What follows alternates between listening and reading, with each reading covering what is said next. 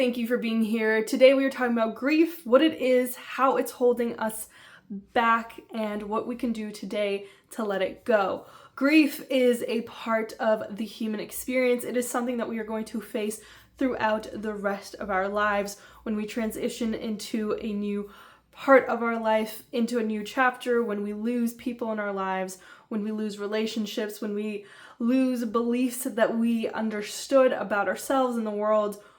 These are all going to come with grief, because grief is a deep sense of loss, of sadness, of hurt that we feel when things change.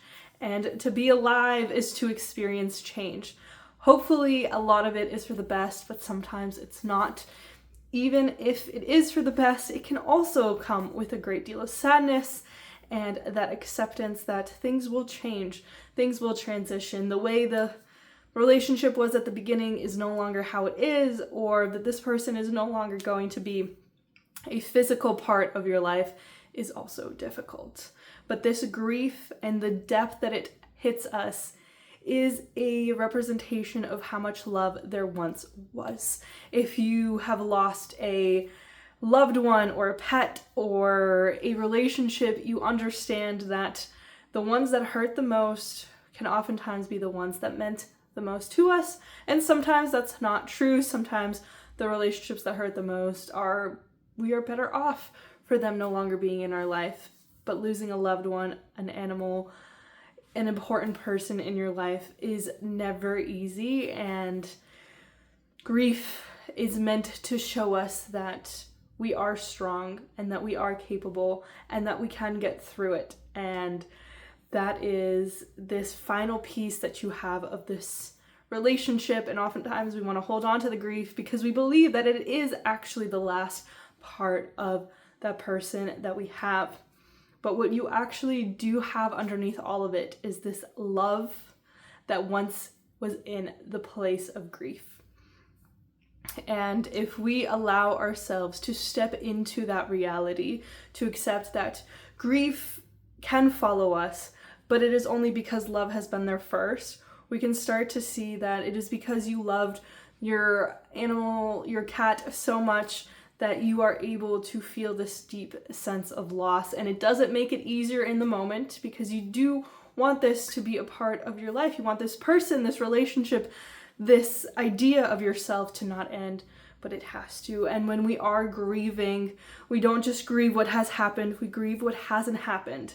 And that is a two-sided part of this that isn't often talked about. When we lose a relationship, when we lose a loved one, we're not just missing out on all the fun that we had, but that we could have had.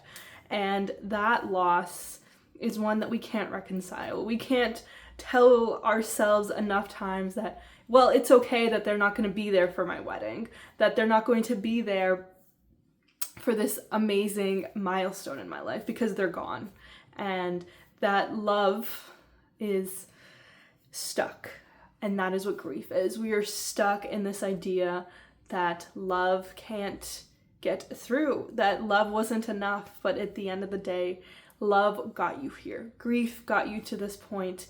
And to honor the life that you had with this person, the memories of that person, choosing to love again is going to be the way that you have to do that. You have to release yourself from what has happened by accepting that love is still there, that feeling, those memories, it still exists within you, and you can tap into those, and you can allow yourself to experience more beautiful things to come. But you have to decide that that is what you're going to do, and to accept that love can be a big part of your life. And a big way that a lot of us are allowing grief to block us is we don't go after new relationships. We don't go after engaging with new people. And of course, if you lost a loved one, you can't go and get a new grandma or a new parent. But what you can do is allow yourself the space to allow new people to come in to offer you the same kind of support or love, or at least a part of it. through these new people. You're meant to be a part of a community. You're meant to live with other people. You're meant to be around others and to allow them into your life. And you know this because you have a best friend or a partner or someone in your life who represents a deep, meaningful relationship and that no one can really replace, but you have the capacity to have all of these relationships at the same time. And it is important to grieve, but it is not necessary to stay in that grief for the rest of time. And you have to learn what it means to get back up and to keep trying to keep living your life, because the greatest thing that you can do is to live your greatest life, to honor that person who's no longer there. And if it is a relationship that has ended that you're grieving, the greatest thing that you can do for yourself is to realize that you deserve to have more love in your life and that this person showed you a version of love, but it's not the only one that exists.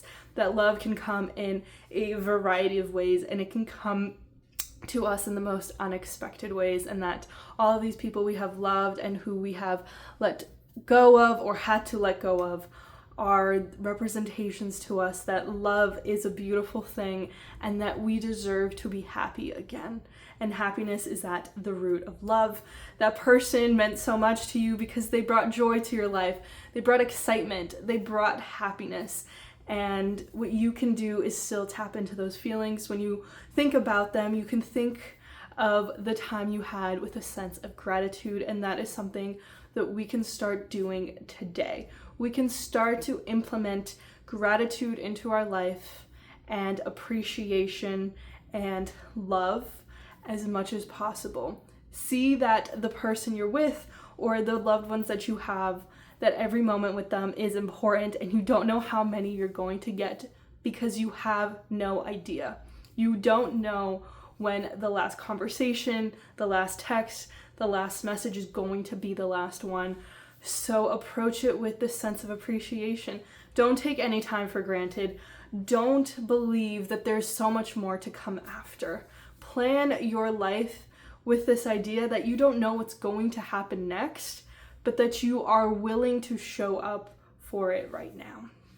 You don't have to wait to go on that amazing vacation with your partner until you've lost all that weight or until you've gotten the new job. Enjoy the time with that person right now. And you don't have to go on a fancy vacation or travel across the world to feel this sense of travel or excitement. You can travel in your hometown. You can travel in your house.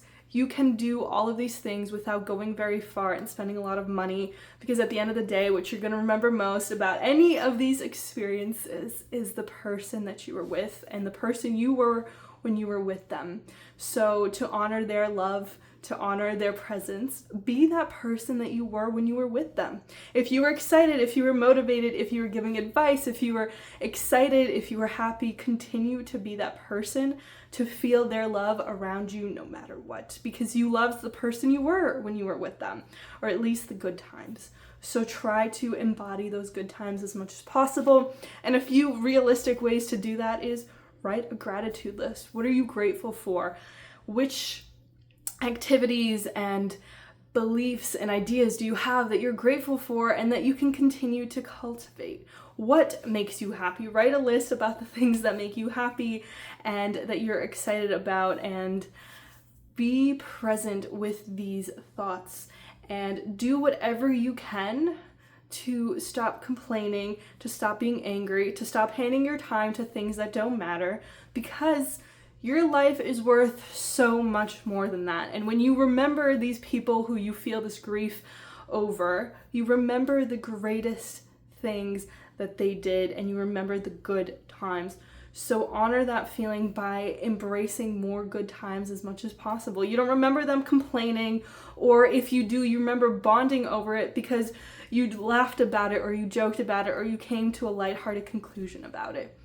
And if you can take that lesson with you into your everyday, you'll realize that, hey, I want to be a happier person because I don't know what other thing is going to happen next, but I have this moment right here, right now. I am in control of how I feel, and I loved this person so much, and they meant the world to me, and they're not here anymore. And I want to make sure that when the next person goes, that I have all these memories and all of this fun, and it will hurt, but at least I know I showed up, that every time we had plans, I came and I was excited and we did whatever activity it was.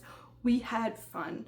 And you have to realize that this is what matters. This is what life is all about. It is the love that you share with one another, and most importantly, also with yourself. So if you have struggles about your perspective on yourself or what you're doing, or you don't like how you look or how much you're spending or your job, give yourself the time to figure it out in pursuit of this better life. You don't have to go and cut your hair and change your job and move to another city, but do the little things every day to show yourself that you do love yourself, that you deserve this beautiful life. And that is something that comes along with grief, is, do we deserve to have this amazing thing? Because so much loss is going to come with it.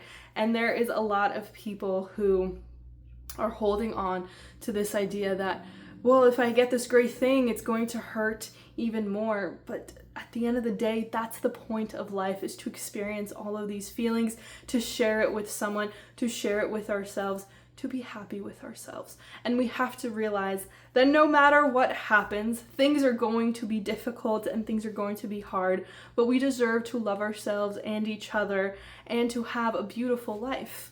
So we have to give ourselves a beautiful life, and that is something that happens when we do lose someone.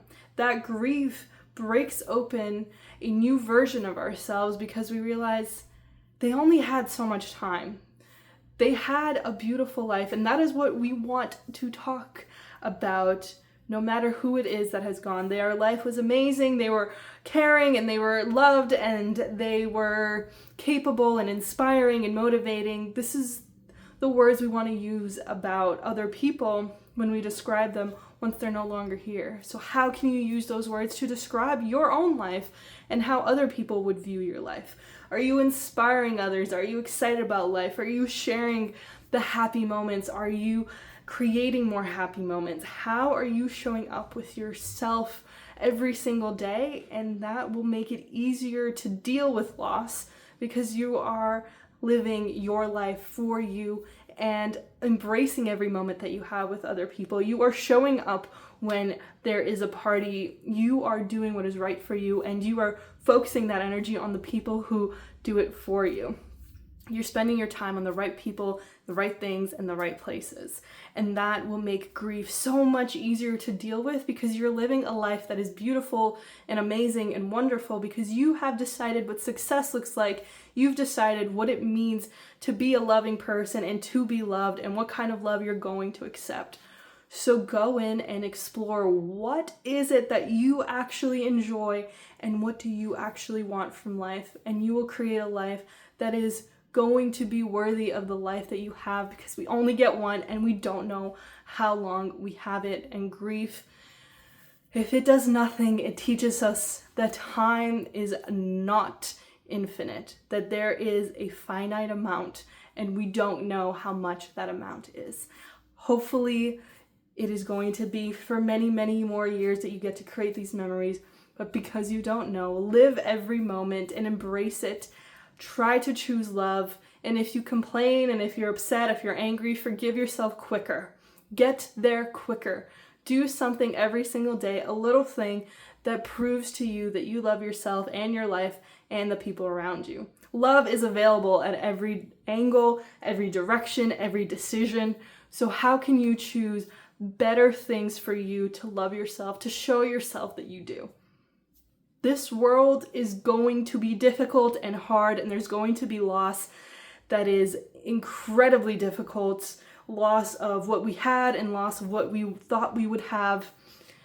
But if you live a life that is true to you, if you live every single one of your dreams out, it is going to be that much easier to deal with, because you know that you did everything that you could. And when I was studying abroad, I met this girl who was dealing with the loss of her father, and she had previously lost her grandfather, and she told me that she didn't spend as much time with her grandfather as she wanted to. And when he got sick, that she wasn't there as much as she wanted to be. And that really hurt her, and she knew that she could have done more. So when her father got sick, she stepped up and went to see him and got all of the memories and all the time that she possibly could. And she said that dealing with his loss was a lot easier because she showed up. There was not as much regret because she did what she could. She showed up, she enjoyed the time that they had together, though it was numbered, and all of the time that we have is. So it was really powerful for me to see that loss is a lot easier to deal with when we show up and we keep showing up as much as we can, and that makes sense for us, and that we're spending our time in the right places. Because grief oftentimes can come with regret. I wish I spent more time with them. I wish I had just communicated what was wrong so we could have fixed it before it got too bad, because I did care. You can do that now. You don't have to wait until something ends for you to live a happy life, to live a better life, so that when grief does, when sadness does come, when you lose the people that you love, it becomes easier because you know you showed up and you did what you could. You went to the birthday parties, you had those laughs, you enjoyed the time. Grief will follow us for the rest of time, but we have to decide that we are actually showing up for ourselves and for those around us through the gratitude, the appreciation, the self-trust, the self-indulgence, the belief in ourselves. The memories are amazing and we need to collect more. How can you go and collect a memory today? What could you be grateful for today? And what can you do to show the people in your life that you love, that you do love them, and that you do care about what they have to say and what they're going through, and that they matter to you? And all those other people who don't fit into those categories, stop giving them time and effort and presence. They don't deserve it. Stop complaining about work and the person who cut you off in traffic. It's not worth it, and nothing puts that more into perspective than the loss of someone. That whether it's somebody who's close to you or not, the loss of a life reorients us to what matters. Don't wait until that moment to decide what matters. Choose today to show up for you and for the life that you've always wanted. Live it, love it, and I will see you very soon. Thank you so much. I hope you have an amazing week.